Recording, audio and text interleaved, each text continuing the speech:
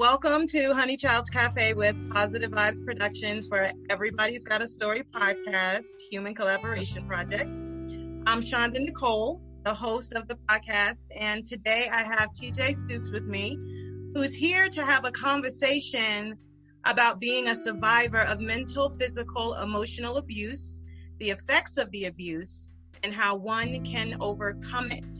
TJ is sharing his story to offer emotional support and to help people to know that they're not alone. And TJ, I just wanted to start with, how old are you? I'm 35 years young.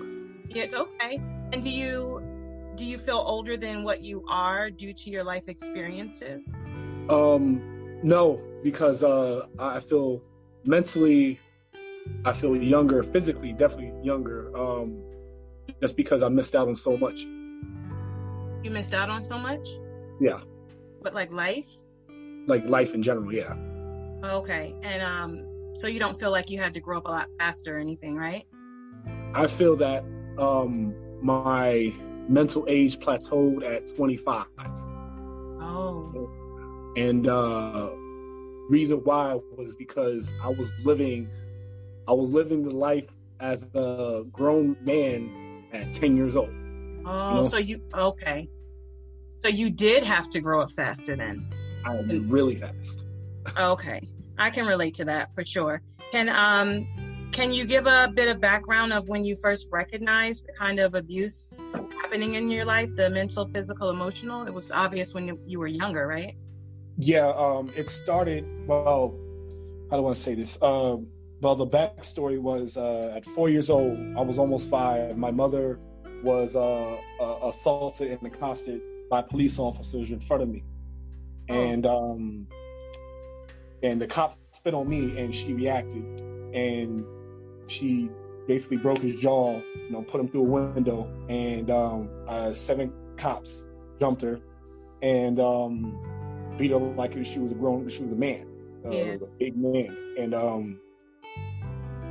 the thing that is seared in my head to this day, as she was getting accosted by all the police officers, she looked at me and said, "It'll be all right. No reason to cry. It'll be good."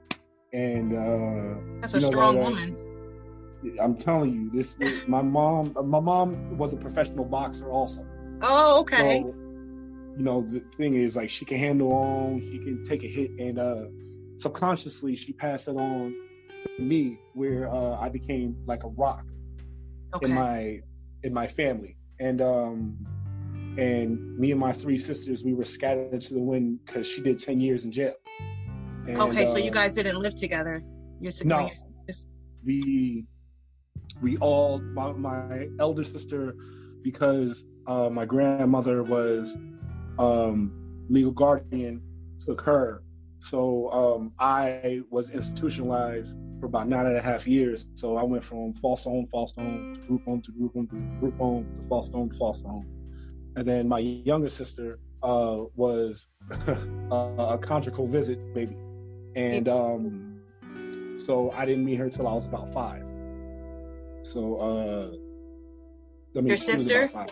Yeah. Until she was about 5? Yeah. So it was tough. So life in the system it couldn't have been. I mean, I'm not saying that. Some kids, I'm sure, go into the system and they find good families. Did you get passed around a lot? Were you able to stay with at least one family or 2? One, just one. Okay. Later, but my later years as an early teen, so I went to maybe 6 elementary schools. Okay. In 6 years, so it was tough. You couldn't develop any real relationships. No, at all. I can relate to that. I was moved around a lot as a kid. I was with my parents, but it was kind of unstable at times. So I moved around a lot. So I can definitely relate to that. So then, did you have anyone helping you through? So when you were in the foster home, so were you experiencing the mental abuse that way? Yes. Or the physical abuse? And it was mental within physical, yes. And it was within that one family? It was in multiple families, actually. Oh my goodness. So, like I said, my mom passed on, the solid, take a hit gene where, I was growing up, and my mother, she would, how do I say it?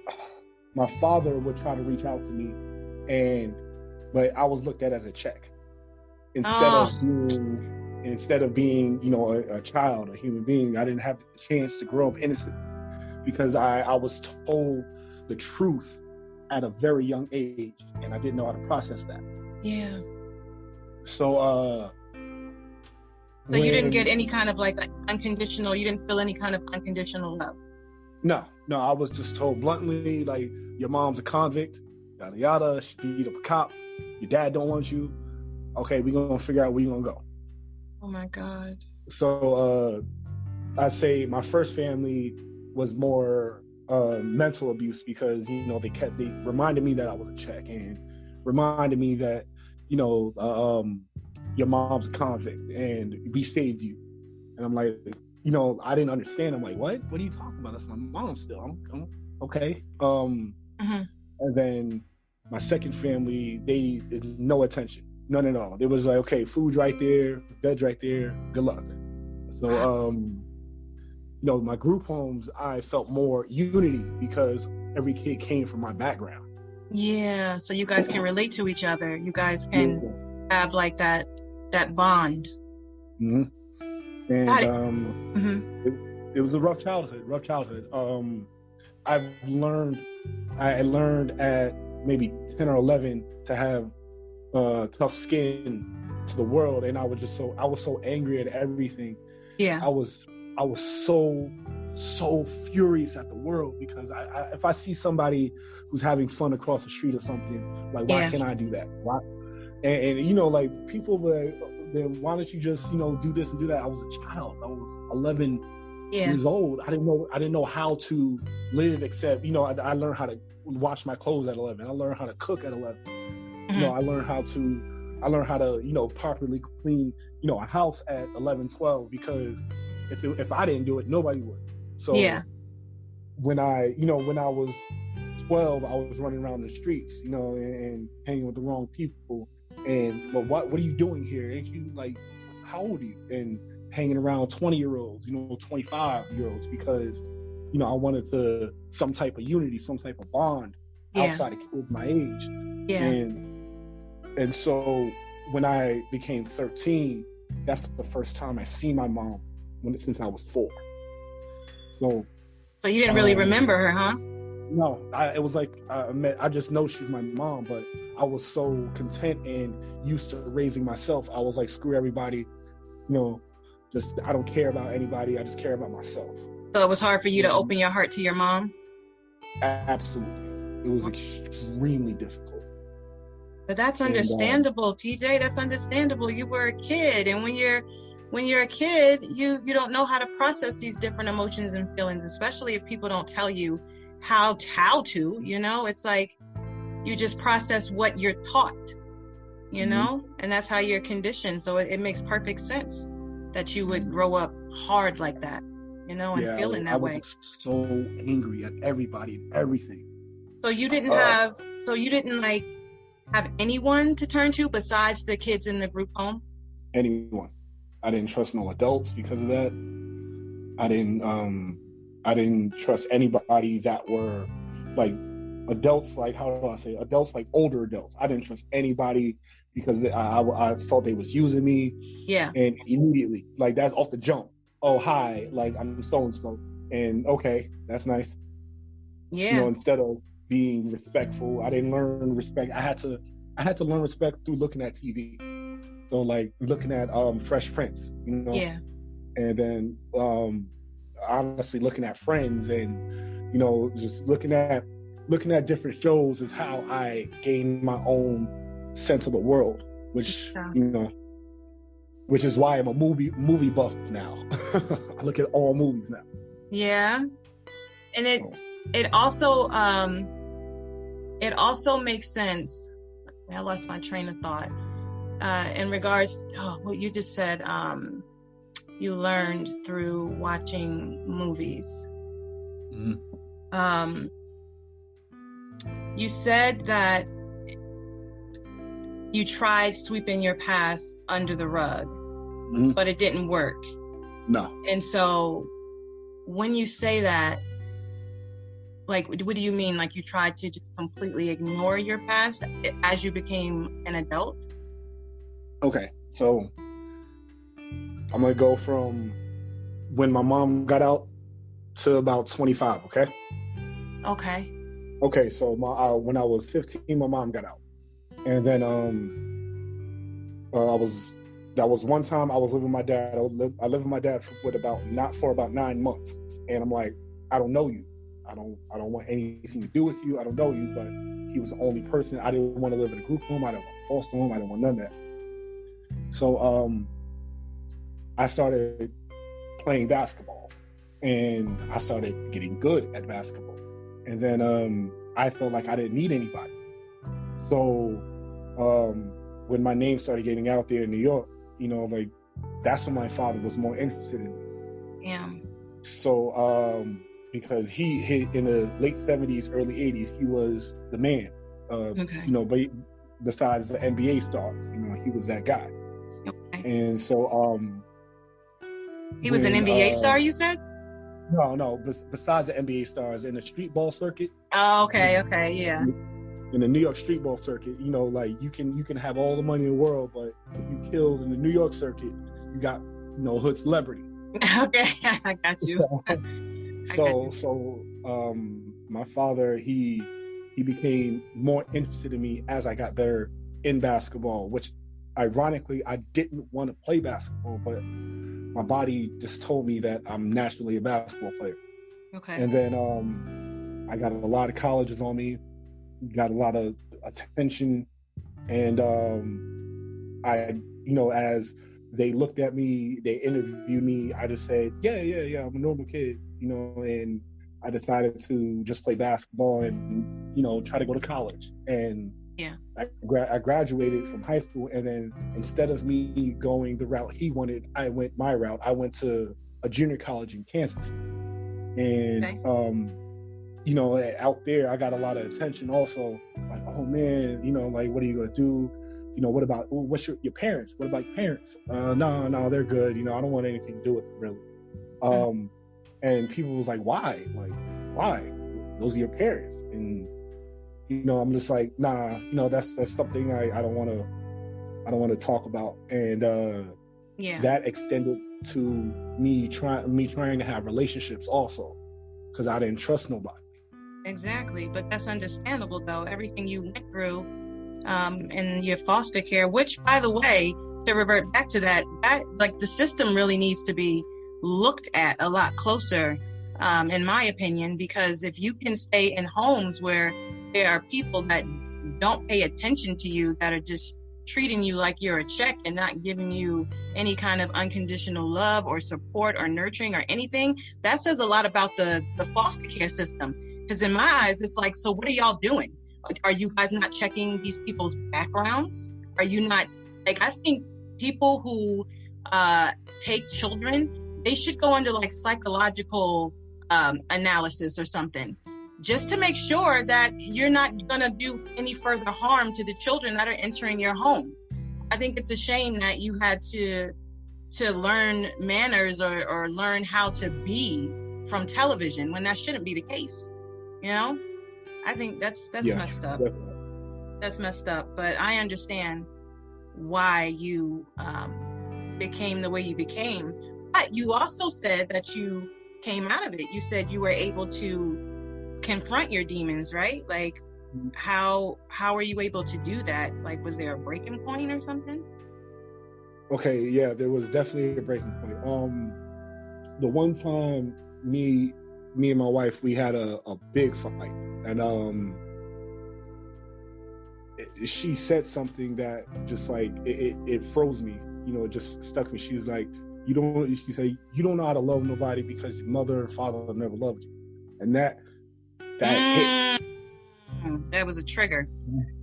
That hit me hard. And I was like, it was like almost like I was sitting in the chair, and it felt like all my energy being sapped out of me. And that was I think the turning point in our relationship and the turning point in my life, because I looked myself, and ironically, one thing I do to drown out the outside is listen to music, right? Yeah. So music soothes the savage beast, right? What it could fan the flames also. Oh, okay. That's one thing. And yeah, that's true. I listened to Michael Jackson, "Man in the Mirror," and it was on shuffle. Like what kind? That's one song I haven't heard in 2 years, and all of a sudden it comes on. And so I looked at myself and like, what's wrong with me? Like, why am I like this? Yeah. So I had a talk with my dad, and I wanted to get to know him for real. And there was some stuff that I didn't want to hear, but there was a lot more stuff that I needed to hear. Yeah. And then I sat down and had a talk with my mom, and there was all the stuff it was almost the complete opposite of my dad. It was like I didn't want to hear any of it at all, because it was harsh. I found out so much about my mom and how she was, and I didn't know, because I was so young. When I was first born, my mother and my father went through a ugly custody battle. Yeah. And I was literally caught in the middle, and my dad sent me the transcript sent the transcript to my mom, and my mom showed me the whole transcript, and I was like, he called you all this, and you called him all this? Like, this is terrible. This is horrible. Yeah. It's like you did not have love. Y'all was infatuated with how, like, the lore of each other, and not like y'all was just infatuated. That's it. And y'all hated each other. So I was like, how can y'all have 4 kids and hate each other?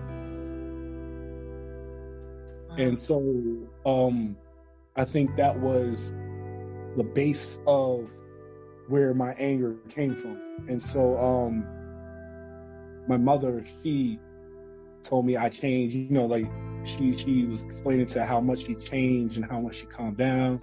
Yeah. And in Harlem, she was a wild, wild woman. And not just, like with the boxing and she lived a life very different from other people. Yeah. And my father, he was caught up in vanity. And you said vanity? Yeah. Okay. Was very, and it was just my mom was just like a trophy. I got it. Yeah, I want it. I'm gonna keep it on the shelf. Wow. And okay. And it was a lot of anger and a lot of rage, and I didn't understand at first why all this. This is directly my elder sister had my grandma. My younger sister had my mom, because they were in jail.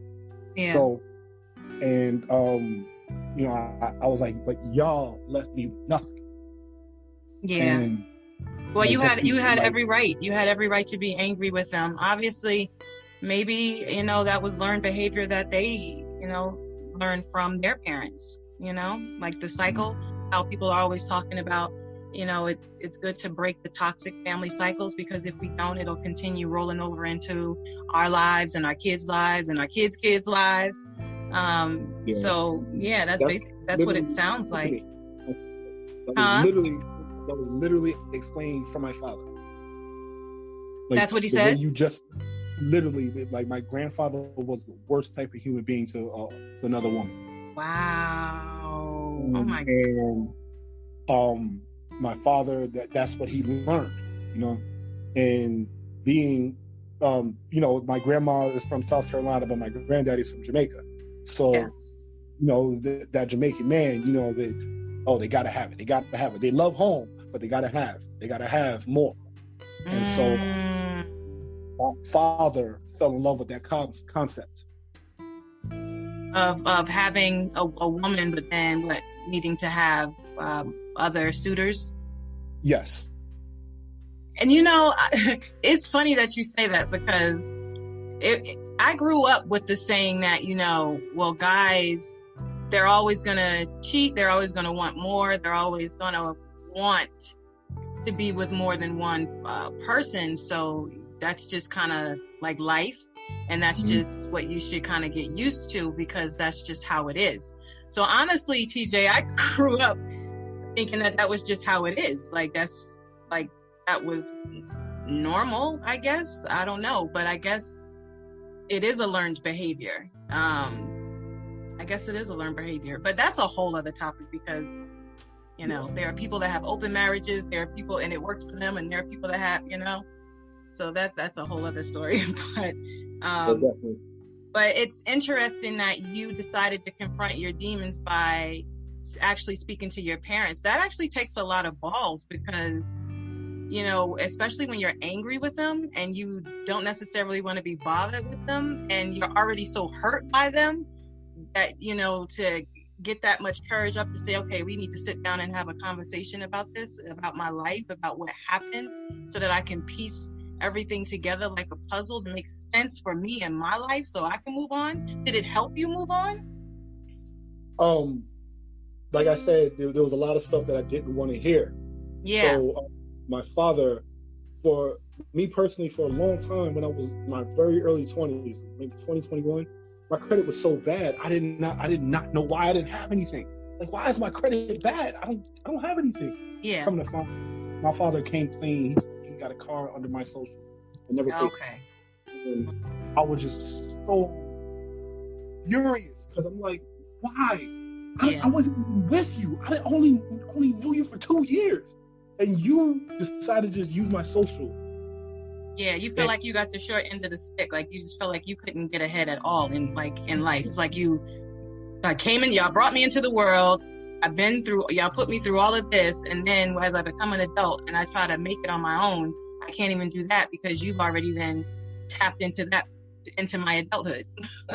Yeah, like literally though, and I wanted to so bad just to phone him, and then my mom calmed me down and said, "That's still your father. No matter what you do, that's still your father." And I didn't want to hear her at first. Yeah. And then I calmed myself down. It's like, she's right. But the way I'm breaking the cycle is my kids. I have a son and a daughter. Yeah. And I'm going to be there for them no matter what. I don't care. Hey, Dad, can you come to my game? Yeah, I got to fly from New York to Texas. Don't matter. Yeah. Don't matter. I got to fly for the day. I'm there. Oh, you want what you want? I'm there.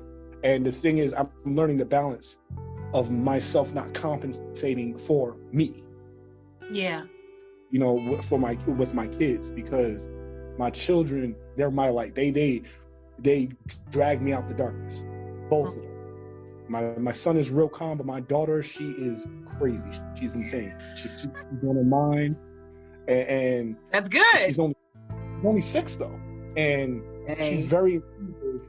And in these times, I'm trying to figuratively put armor around my children so they're ready for the world as much as possible. No, absolutely. I feel the same way about my kids. With everything I've been through in life too, I'm just like, I just need to prepare my kids, because I don't want them to be like sheep amidst wolves out there, because it's a cruel whole world out there. And it's like, you really need to prepare your kids, like give them the necessary, the survival tools, don't just let them go out there thinking one thing when the world is so vast and it's so many different people that are conditioned so many different ways. It's necessary for the kids to learn that. So that's good. And that's good that you're going to be, you're committing to being a good daddy, so that your kids, but all of that came from how, you grew up, right? Mm-hmm. It's like everything is a life lesson. It's almost like you go through what you go through for a reason. And so maybe the reason is so that you can be better for your kids. I mean, that's the positive way to look at it, right? So you don't completely go crazy. Absolutely. I'll tell you this, man. when there was so many times in my life where I just wanted to take the easy way out. And there was something in the back of my head like, hey, TJ, shut up. Let's keep going. And when you say easy way out, TJ, what do you mean easy way out? Like just doing bad things or something? Yeah, like suicide. Oh, okay. And, the suicidal thoughts always crept in when I felt the happiest for some weird reason. Because I always prepare myself to lose it. Yeah. And so when that was very, very difficult for me. At my late teens to my mid 20s, extremely difficult. And my job, I play basketball for a living, and my job is to make other people happy. I'm in entertainment basketball. So okay. The one thing that when you make so many other people happy, nobody checks on you because they assume you're happy. Yeah. And I wasn't for so long. And nobody ever checked on you ever? When they did, like with my wife, my sisters, I'm good. Come on, I'm always good. I used to always say that I'm always good. And, what's your sign? Libra. Yeah, Libra. Okay. Okay. I'm used to Virgos saying stuff like that. I'm good, even if they're not good. I'm good, knowing that they could use help or need help for it. Well, I guess Capricorns do that too. Okay. Oh man. But as a result of that trigger happening, with your wife and the whole breakdown, and you reuniting with your parents to have that conversation that was obviously much needed, did it also improve your marriage? Very much so, I would say. Very much so. Okay, that's good. I learned how to trust. With things me and my wife, we run a gym in Texas, and I trusted with that. I trusted with that, but I would always question her. Like before we had a conversation, I would always question her, like, oh, like who you texting, or damn, that guy's liking all your pics. Like, what? Yeah. It was. I was so insecure with myself, but I didn't know that. Yeah. I didn't want to admit that, rather. And it was so difficult so we've been together 13 years. Okay. And in the beginning of our relationship, we were very I was very childish. Okay. And I thought that my court only had one side, not knowing that it was two sides of the court. Yeah. So when I did my infidelities, I didn't even think in my head that she was doing something. Okay. But we both came clean towards each other. And, I'm like, damn. And the only person I could be mad at is myself, because I put that on myself. So basically, she was doing what she was doing because you were doing what you were doing? Yes, like 100. She said 100%. And then it was times where we were both was faithful at the wrong times and for the wrong reasons. Because because in college, she lived with me. I was faithful because I didn't want to get caught instead of loving her. Oh, wow. And vice versa. She didn't want to get caught when she was faithful. So, that was like accredited to my childhood, where I'm like, instead of me getting caught, instead of me loving the person, I just don't want to get caught. I just don't want to deal with that. So you felt it was easier to just block off your heart, huh? Yeah, I felt that. Yeah, I did. Wow. Is that really easy though? It's not. No. No, it's not. It's not. Not. It felt easy, but the consequence was losing a genuine love and having to work to get it back to even normal. That's right. Because all that pain and emotional support, I'm even learning that, emotional support is very, very important. people forget about that in relationships, the emotional support. Wow. It sounds like you learned a lot. It sounds like you grew a lot. And it sounds like you were able to really balance your life back out from where it was. So is your relationship with your parents in a good place right now? Okay, so my father, me and my father, we are better. We are like brothers. Okay. I call him like every other day. Okay. And he's a devout Muslim, so I'm learning his ways. I'm not becoming Muslim at all, but I'm learning to communicate better with him, and he's doing it with me, and I didn't expect that. Okay. So,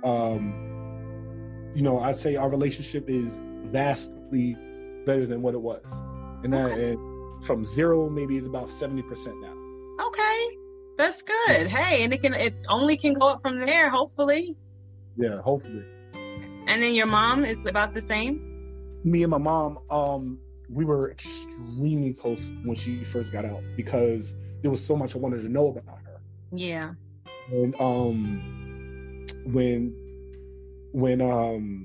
my mid-20s, we extremely close, but from when I turned 30 to now, it was just, I don't know, we drifting away because my mother has been, obviously I'm there for her health-wise, whatever she needs. Yeah. Yet emotionally, she is stuck in her ways, in her prison ways. Okay. There's a lot of stuff I don't agree with what she says, and I let it be known. Yeah. And my sisters are a lot nicer than I am when it comes to that. And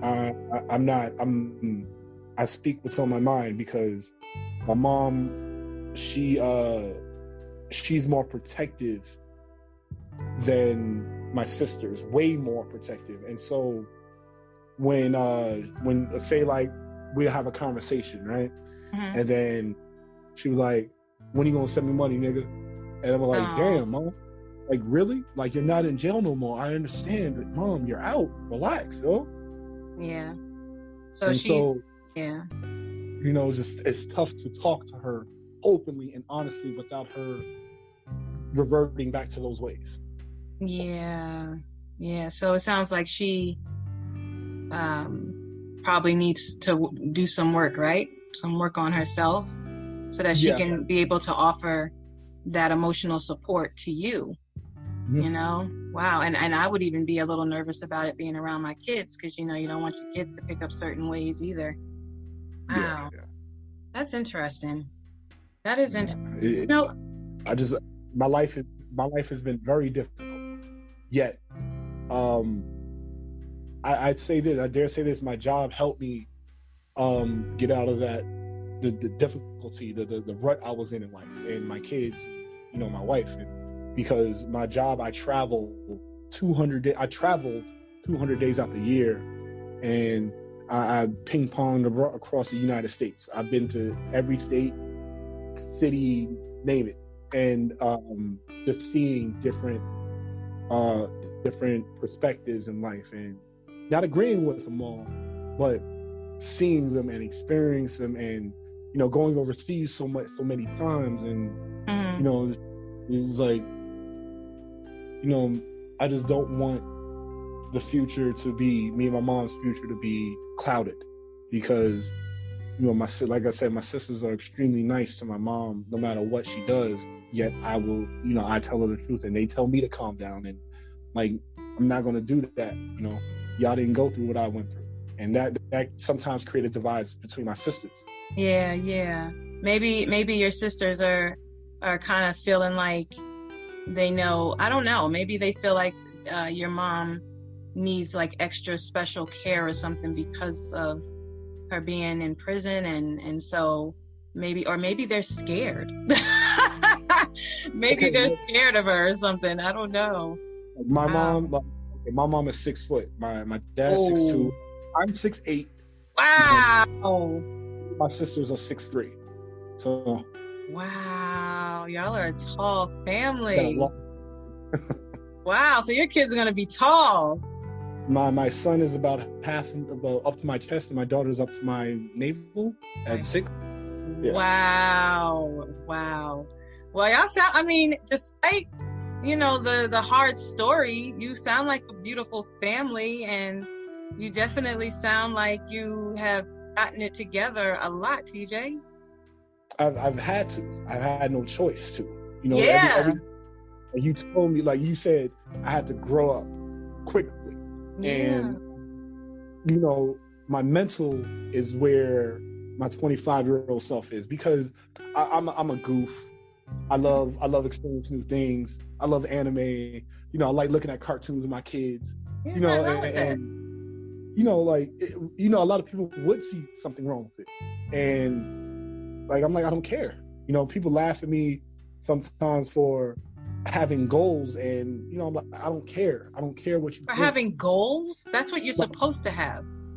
But you'd be surprised how many people aren't happy with themselves and would drag you down. There you go. And that's the psychology behind it. That's what you must know for yourself in order for you to continue moving forward. Because if you allow other people to come in and try to kill your dreams and call you weird and tell you all, you know what I mean, then you'll never move forward. It's the self-love that you pump into yourself, which will allow you to pump that into your kids, which will allow your kids to love themselves. It's almost like you have to do a mental block of certain people, whether they be family or friends, because a lot of the times the closest ones to you are the ones that hurt you the most, obviously, right? From your story. Yeah. Wow. This is deep. Your story was amazing, TJ. I appreciate you telling me your story. If people want to reach out to you, TJ, for further questions about your story or just to connect with you online, is it okay that they reach out to you, first of all? Yeah. All my social media is open. Doesn't matter who it is. If I became a positive person, and I dwell in positivityness. No, that's right. Daily affirmations. Yeah. Where can they reach you online? What's your Instagram? Okay. My Instagram is HWTomahawk20. And then I have another page where it's TJ Stukes, no underscore, just one word. And then my Twitter is TJ Stukes 84. And on Facebook is also TJ Stukes. Okay. And I'll also follow up with that on social media as well. And TJ, I just want to thank you for being here today and being so vulnerable with sharing your story, because I think sometimes, when it comes to males, they never want to be open about their emotional problems.